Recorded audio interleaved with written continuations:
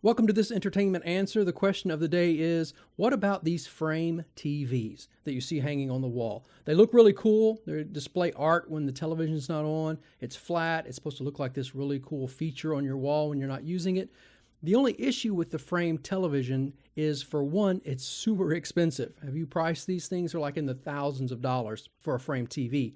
And the issue with that is the technology and the picture quality is not that great a lot of times. So you're sacrificing great television experience for something that just hangs on the wall and looks cool.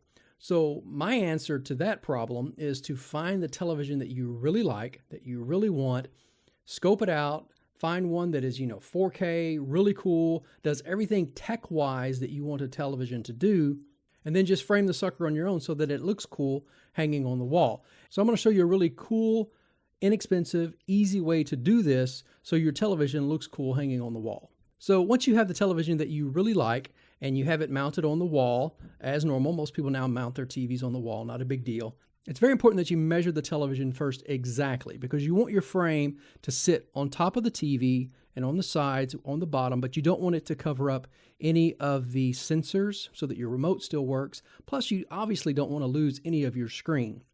So make sure that you measure exactly from outer screen to outer screen, top to bottom, so you know exactly how to cut that. So that's the main thing. So once you get everything measured and you measure it right the first time, everything else is gravy. So then I just got a really long 1x2 and cut it into 3 pieces. I have the up and down, the 2 on the up and down sides, and then the 1 across the top. So all it is 3 pieces. And I attached them with finishing nails.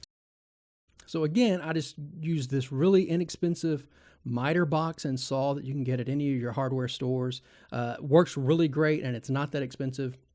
And you'll find that you have a lot of uses for it later on. So you use that. Then I got some just simple molding, some really flat molding that I just mitered out. So you just make 90-degree cuts. You measure from end to end, miter it out.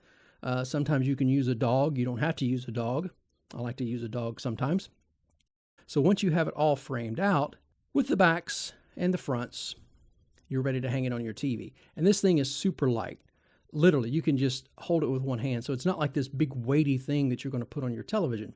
And you just take that and you just simply set that on top of your TV. Now, once you have it framed out, depending on what kind of streaming device you have, if you have Roku, they have some really cool screensavers, so you can use that if you want to display something really cool in 4K, like from the Roku screensavers. Also, if you have an Apple TV, what is fun, you create a folder in your iPhoto section that you put all like really cool artwork if you want to put in there. You can put family photos, you can put whatever you want into this folder, and then Apple TV lets you choose that folder from your iTunes account, and that is your screensaver. So your pictures will just scroll through family photos, you can scroll through famous artwork, whatever you put into this folder in your iPhoto account, your Apple TV will read that and it will actually just scroll it through. And once it's up there, it actually looks pretty cool. And you have your own framed TV from the TV that you already had and already liked. So again, that's our really simple, easy way to frame a television if you don't want to spend all this money on the new frame TVs. I hope that helps, and give it a shot.